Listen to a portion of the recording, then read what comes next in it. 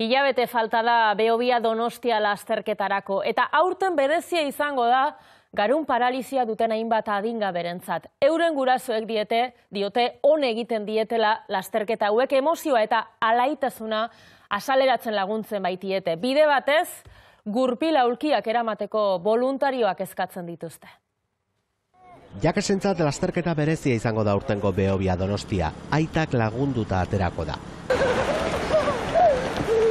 Garun paralizia du, baina sentsazio ikaragarriak bizi ditu honelako lasterketetan. Jende guztia Behobia baten bezala animatzen gaituenen, berarentzako ikaragarria da esperientzia hori. Beste hainbat lasterketatan ibilitakoa da eta gurasoak konturatu dira on egiten diola. Igorrek 16 egingo ditu abenduan. Bere egoera berean dauden beste hainbat adingaberen guraso talde batek ekimen bat sortu berri du. Zure irrifarran egindarra.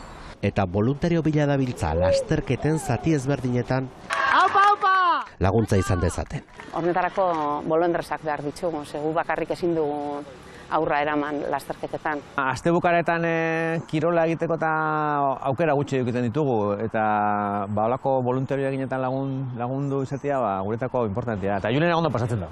Gogoan izan, euren irribarrea, euren indarra delako.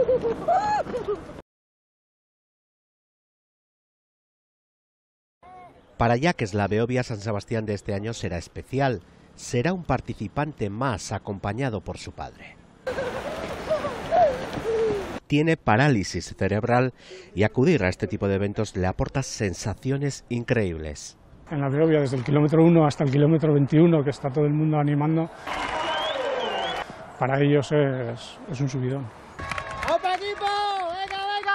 Ha solido salir en otras carreras y sus progenitores se han dado cuenta que le viene muy bien. Igorrek 16 egingo ditu abenduan. La madre de Igor, el padre de Julen, el mismo Jacques y otros padres con hijos con alguna discapacidad han decidido unirse bajo la iniciativa. Zure irrifarran egindarra.